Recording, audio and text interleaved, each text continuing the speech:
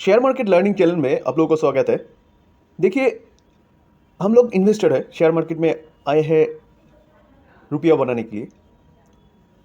तो हम लोगों को फ्यूचर ओरिएंटेड जो बिजनेस है ना, उसमें पैसा लगाना चाहिए। ऐसा ही एक फ्यूचर ओरिएंटेड बिजनेस को लेके अभी बात करेंगे।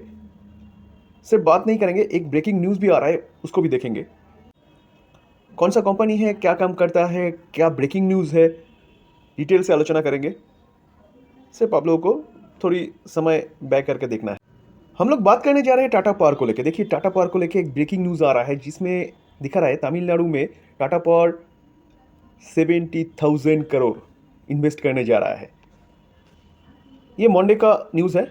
तो मंडे में हम लोग को पता चला है कि 70,000 करोड़ इन्वेस्ट करने जा रहा है तमिलनाडु में।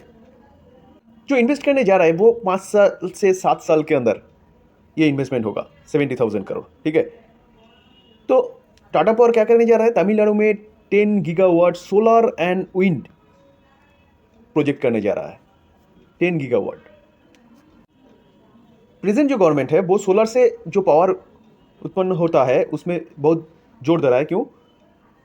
क्योंकि भविष्य में यही से ही पावर उत्पन्न होगा। गवर्नमेंट लक्ष्य रखा है 2050 के अंदर गवर्नमेंट 50% पावर जनरेट करेगा रिन्यूएबल एनर्जी से, और 2070 के अंदर 100% रिन्यूएबल एनर्जी से पावर उत्पन्न करेगा। तो कंपनी, जो सब कंपनी ये रिन्यूएबल एनर्जी में काम करता है, सब कंपनी वैसे ही काम कर रहा है। इसलिए हर एक कंपनी में जो रिन्यूएबल सेक्टर में काम कर रहा है वो अपसाइड मूवमेंट दिखा रहा है। तो रिन्यूएबल सेक्टर में जितने सारे कंपनी है ना, टाटा पावर है one of the best. Tata का ब्रांड है। ठीक है। तो कंपनी 70,000 करोड़ खर्च करके सोलर विंड यूनिट तैयारी करने जा रहा है तमिलनाडु में। जो अभी अभी चेन्नई में जो तमिलनाडु ग्लोबल इन्वेस्टर समिट हुआ, मीटिंग हुआ है, उसमें ये खुलासा हुआ है। जो 70,000 रुपया, उससे 15,000 करोड़ रुपया already committed operational as well as under construction project in south and central Tamil Nadu. तो वो 15,000 करोड़ रुपया अभी अभी इन्वेस्ट कर दिया। अभी बाकी है कितना? 55,000 करोड़। तो सर, टाटा पावर को लेके ये जो न्यूज़ आ रहा है, ये तो बहुत बड़ा न्यूज़ है।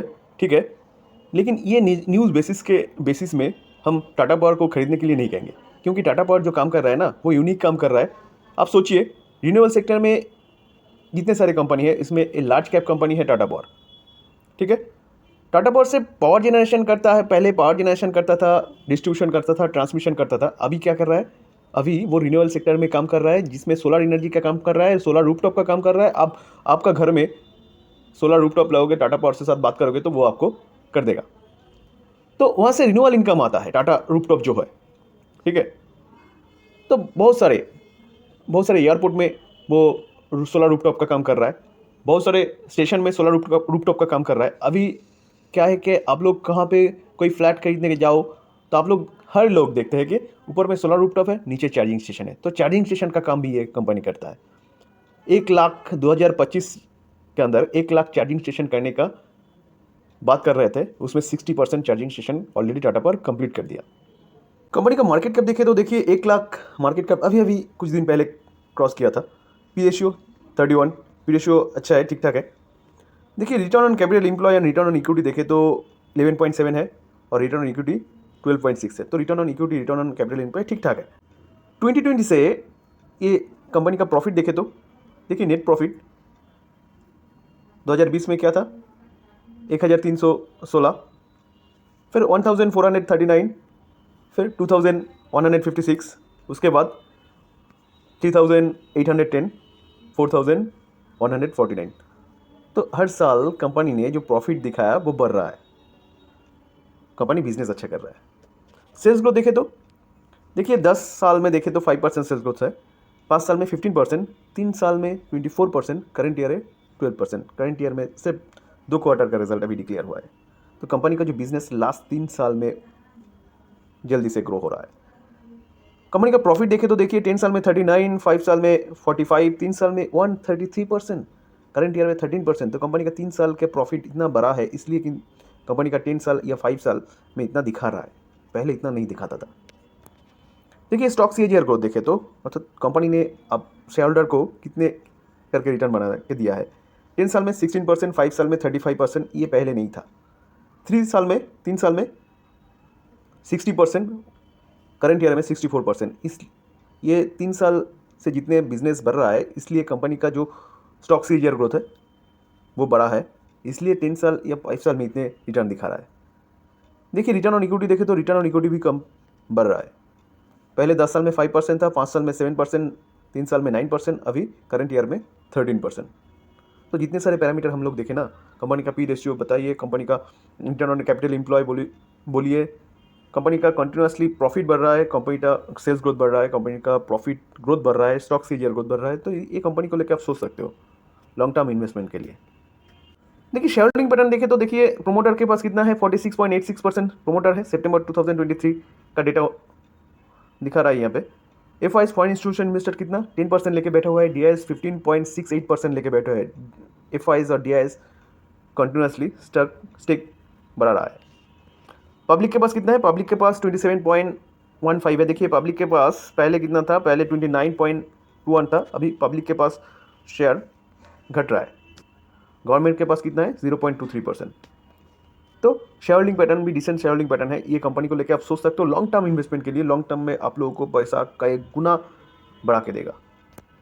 टाटा पावर है ना, ये बहुत बड़ा कंपनी है, टाटा ग्रुप का कंपनी है, ये बहुत दूर तक जाएगा। अभी क्या चल रहा है, आज 340 में चल रहा है, तो ये कंपनी 3000 तक जा सकती है, इतना दमखम रखता है 10 साल में।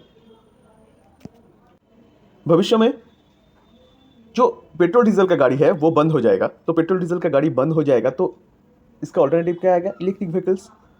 तो आप लोग अभी पेट्रोल डीजल की गाड़ी लेके जब जाते हो, खत्म हो जाए तो क्या करते हो, पेट्रोल पंप पे जाके आप लोग पेट्रोल भरा लेते हो। तो जब चार्जिंग खत्म हो जाएगा तो चार्जिंग स्टेशन में जाके आपको चार्ज देना पड़ेगा। तो ये कंपनी चार्जिंग स्टेशन का काम कर रहा है। तो ये कंपनी का जो बिजनेस है वो यूनिक बिजनेस है। देखिए ये कंपनी 1 साल में कितना रिटर्न दिया है, 1 साल में 65% रिटर्न दिया है।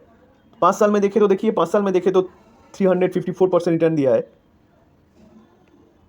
देखिए 2020 से देखे तो 3 अप्रैल 2020 से देखे तो 9 जनवरी 2024 तक देखे तो 1029% कंपनी ने रिटर्न दिया है 3 साल में, लगभग 3 साल में।